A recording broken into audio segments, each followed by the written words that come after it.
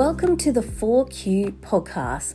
My name is Sheena. I have a Bachelor of Psychology, Masters of Counselling, and Masters of Social Work. My aim is to normalise rather than pathologise life.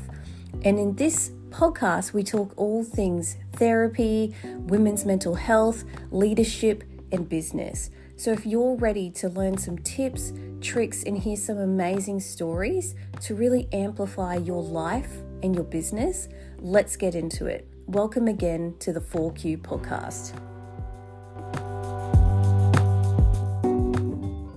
Money and mental health. Let's talk about it. This is an interesting topic that not a lot of therapists tend to get into because it seems to be a little bit taboo. A lot of us are anti-capitalist, and so because of that, there's this idea that we can't possibly talk about making more money without seeming like some greedy kind of asshole. But I want to share a really shocking statistic with you out of the US. So again, this is in US dollars, so it would be even more here, which is sad. But the statistic was out of the US.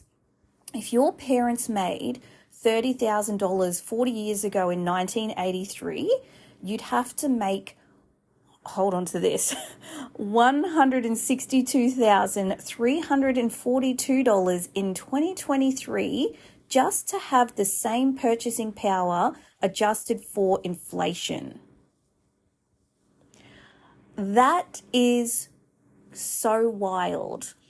Now, here's the thing is that we know that there's studies around the happiness and money. And so again, there was a study about 10 years ago where it basically found that once your wages, again, this was years ago, so we have to adjust that even higher now.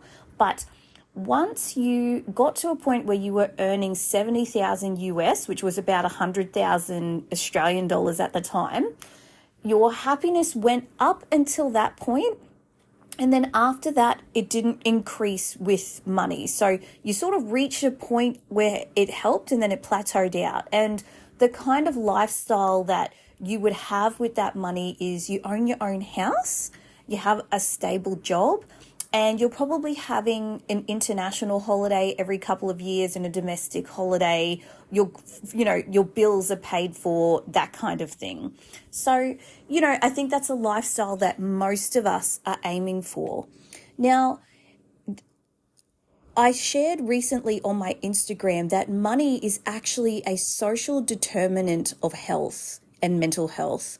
Now, what does that mean? Social determinants are, in our field, things that we look for that help us determine people's risk, right? It helps us determine what's going to go on for your health, for your mental health, all those sorts of things.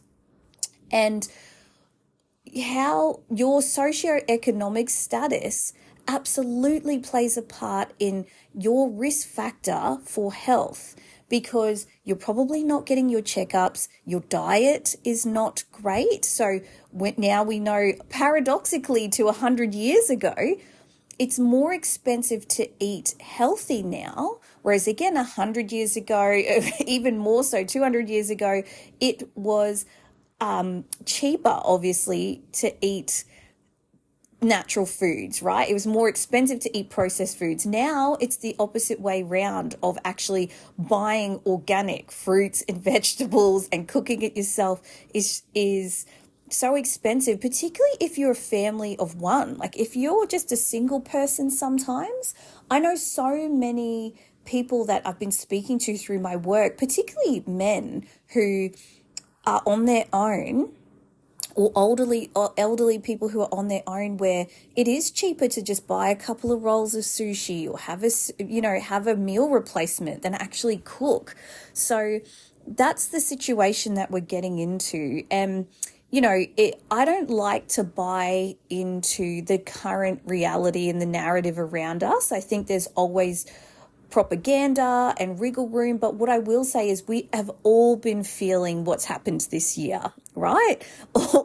Your money is not going as far. And so for those of you who've been following my journey, I started Savasana Collective, this private practice business that I adore, around anxiety, burnout, and relationship issues. And just this year, I've really narrowed down on business owners. But even if you're not a business owner and you're just into personal development, I know you will get a lot out of this podcast still.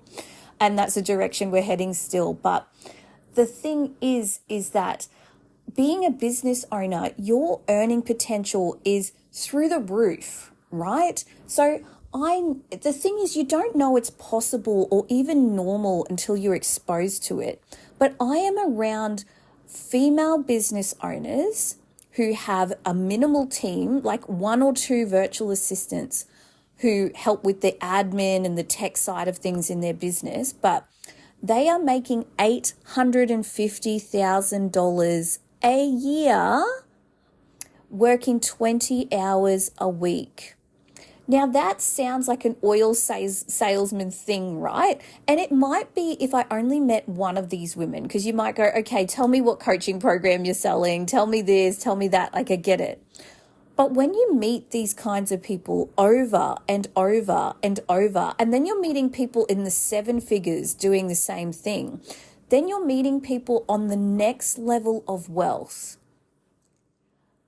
It boggles the mind, because this is where the rich get richer and the poor get poorer, because as someone who hasn't come from generational wealth, who hasn't had those advantages, to learn this financial literacy is wild. So again, this year, many of you know, I don't know if I've shared it properly on the podcast yet, but I shared it on my social media that I'm going through a separation, and I'm now a single mum, which I never, you're not a little girl wishing for the future going, you know what, when I grow up, I'd love to be a single mum.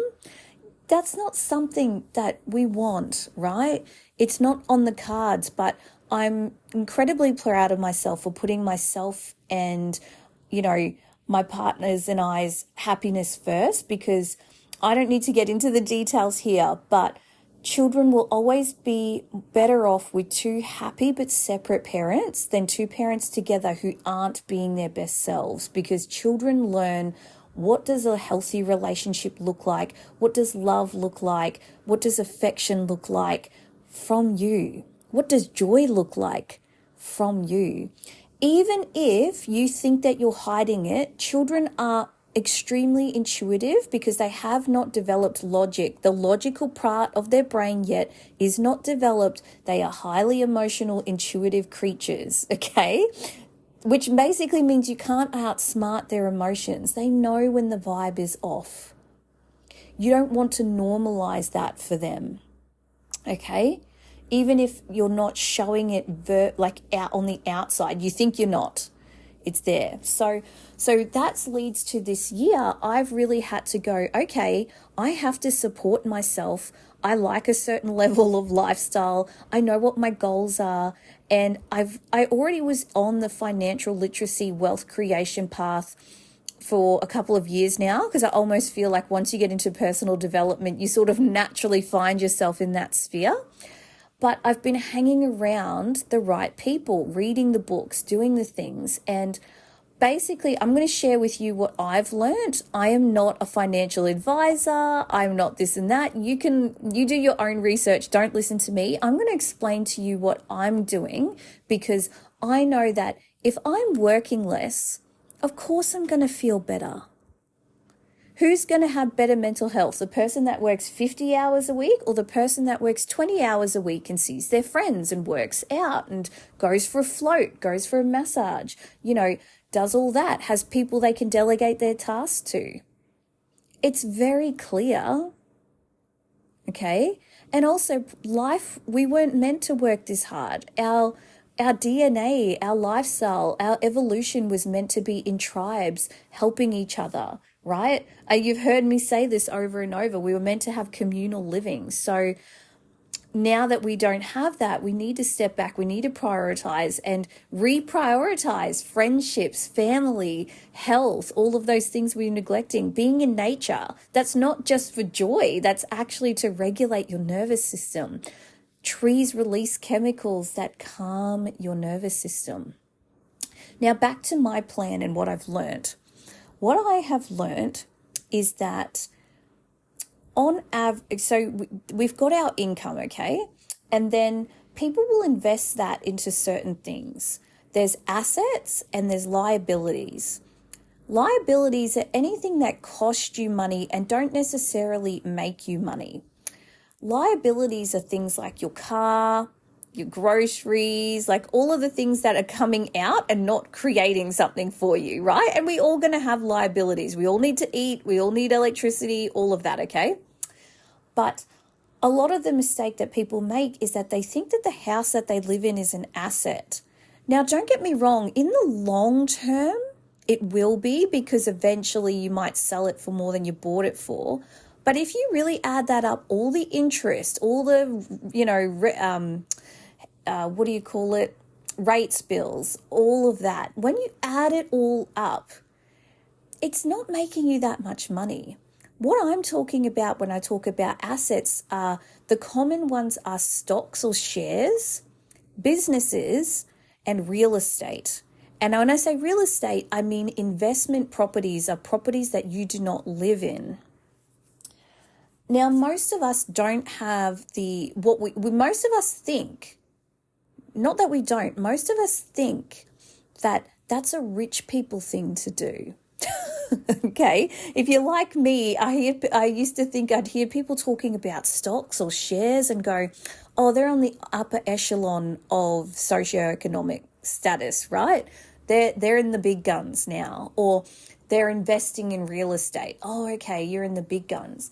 When actually so many of us can do that.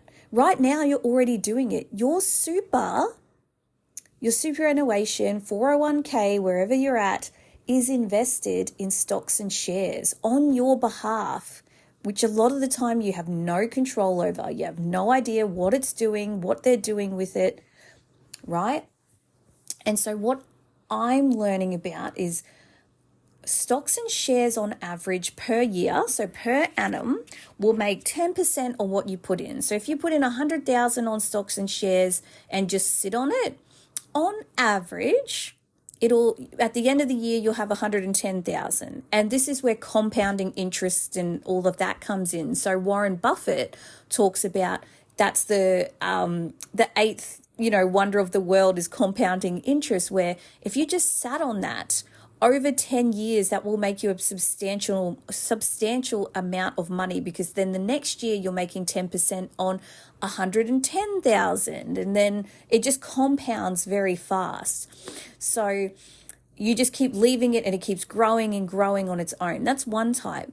But businesses actually have a far higher rate on average growth per annum. So I was recently at an entrepreneurs conference, and the speaker got everyone in the room he asked them, who's had at least a 20% growth in their business this year? So not past years, this year, the year that, is meant to be a financially struggling year. Who's had at least a 20% growth?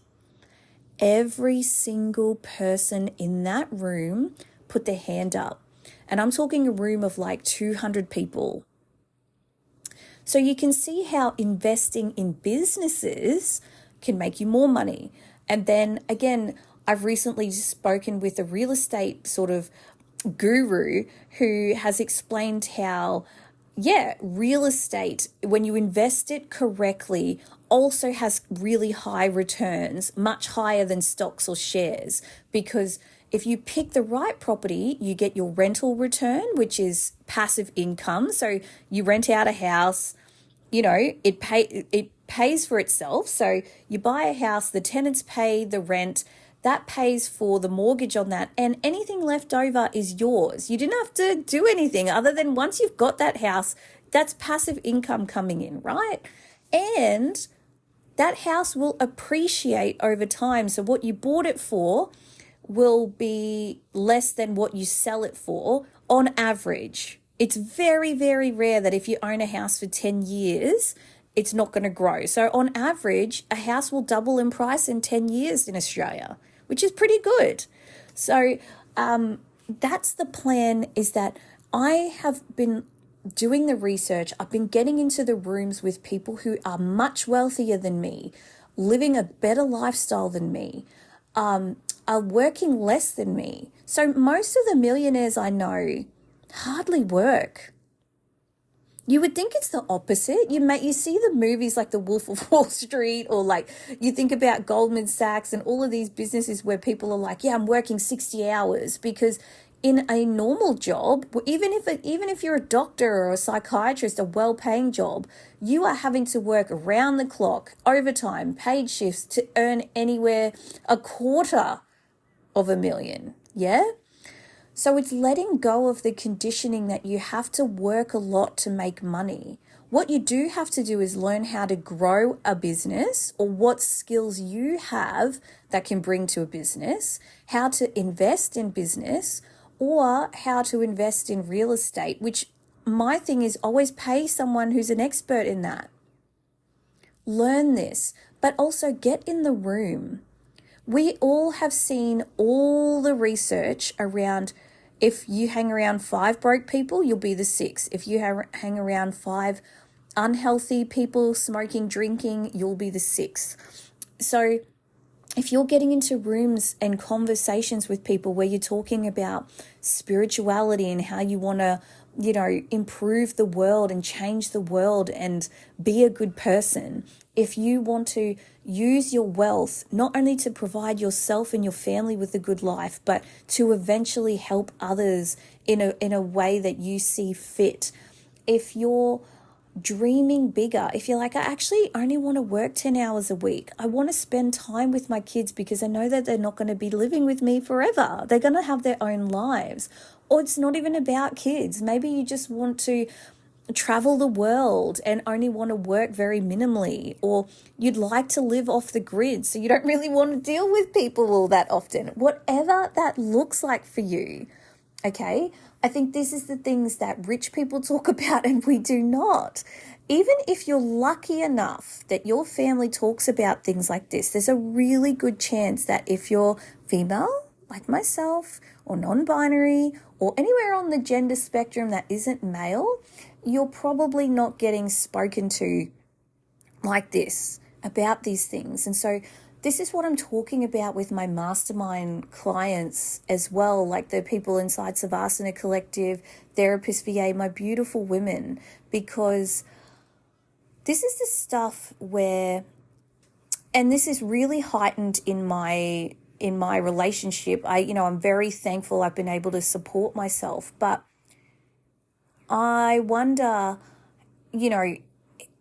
it would be very hard, and I've seen this in clients in previous roles, previous to me working in my business, when I was working in, different roles, more difficult roles. And I cannot tell you how many women stay in jobs that treat them awful. So much disrespect. They're burning out. They come home and they're taking it out on their kids and their relationship, and then they're stuck because they don't have the financial literacy, and they're just in a situation that's awful. Same with being stuck with staying in a relationship for the convenience of it, because thinking about the logistics on how to leave is so overwhelming. How am I going to afford the place? Where are the kids going to live? Can we do this? Can we do that? What is it going to look like? That's the big thing about wealth and mental health, is when you are financially independent and stable and can support yourself, you don't have to put up with the things that are going to make you feel awful. Bad relationships, bad jobs, bad situations, right? Sometimes it's an awful neighborhood or an awful neighbor and you need to get out, but financially you can't, or you're stuck, or you don't have an option. There's so many scenarios where, sadly, in a monetary society, money is the thing that's going to get you out. Now, do I wish that the world was made differently? Of course. I think that there's better ways, and I can get into that. There are actually better systems that don't rely on money, and they're not bartering, but it's sort of this in-between systems, and that's a whole nother topic. But that's the thing, is I want you to understand that this isn't greed, this isn't capitalism, this is, if I earn a lot of money, I can support myself, my family, I can change the world. Remembering, if you're the shining light, remember how we talked about if you have 5 friends who are broke, you'll be the 6th? If you're wealthy and taking care of yourself, it also has that effect on your friends. Because the reason that when you hang around, you're the sum of the people you hang around is because if somebody, say, doesn't take care of their health worse than you, that normalizes things for you. So let's say someone smokes and they drink and they have processed food, but they seem okay and happy and relatively healthy. The next time you go to have smokes, or you're drinking, or you're eating badly, there's a part of you that goes, oh, but I'm not doing what they're doing, so, this is okay, right? And I'm guilty of that too. There's certain shows that I watch where I'm eating junk food and it's awful. We all do it. But I think that's the thing, is that, we don't want to normalize certain things for us. That's why groups like my mastermind, and the one that I'm a part of, right, is that I'm elevating the women in my circle that I work with. They're going to all talk about money. They're all going to openly say, I want to make 300K in a year, 500K. I only work 10 hours a week. Once you say that and it's normalized and people around you are like, go and get it, or this is the strategy to make that happen, it doesn't feel far-fetched. It doesn't feel unrealistic. It's like, okay, this is just what people do now. And for me, I'm bringing you to that next level because I'm at the point where I'm hanging out with people who are, I said, at that next level of wealth creation. How can I invest the money that I've made from the business into real estate, into other businesses, right? That's where I'm at now, where I'm investing into other businesses. I'm using my sweat equity, all of those sorts of things. I didn't even know what sweat equity was, right? I didn't even know what equity was. All of these terms that when you start to educate yourself, your whole world will change. And so I want you to understand that you can do this too. I do have a free masterclass. So if you follow me on Instagram, either at Sheena Holistic Therapist or at Therapist VA. So if you're a business owner, go follow me at Sheena Holistic Therapist. If you're a health professional in business, go follow me at Therapist VA. But either way, if you find me and message me, I've got a wealth creation masterclass that I'll just send you the link if you send me a message, where I just dabble on some of this and I talk about Robert Kiyosaki's wealth quadrant, which helps you understand some of this a little bit more. But this is important. This is the stuff where I'm creating generational wealth for my kids, because we know that if you aren't born into generational wealth, again, that social determinant of health, your life is going to be substantially more difficult. You're more likely to have health issues. You're more likely to be in jail. You're more likely to have drug and alcohol issues. Like, this is no joke. So you're not a greedy asshole for not wanting those things for you and your family. This is about, how can I thrive, and so that my joy radiates out to the people I love, to my community. Again, if a millionaire moves into a neighborhood and starts teaching people what they're doing, I'm not saying millionaires are good people, not all of them, right? But what I'm saying is that it helps people go, that's possible. Oh, he's a normal guy. Oh, that's what he did to get there. Oh, like, as soon as something doesn't seem far-fetched, if you figure out the strategy and go, oh, those were the steps you took. I'm not saying it's easy, but what I am saying is that it's like, oh, okay, well, that's achievable. That's not impossible. That's what we need to do for each other. You need to be the beacon that shows people this is possible. And sometimes That's hard when there's never been a beacon in your community, right? So go on, be brave, do something that scares you every single day. Do not be scared of wealth. Money blocks are a huge thing too, but money and mental health are tied together, and we need to talk more openly about this. So let me know if you enjoyed this episode, if you learnt anything. Again, another disclaimer, I am not a financial advisor. Do not listen to a random person on a podcast about your financial decisions. Always do your own research. But I hope you enjoyed it. This is an important topic that if you're in my mastermind, let's work together. Let's do this. Let's talk about it. And we are almost at 100 episodes. I'm going to share my story next episode. That's going to be brave for me. All right. Thank you, beautiful soul, for taking the time out for you to elevate yourself and be the beacon that the world and your community needs to see. So much love. I'll see you in the next episode of the 4Q podcast.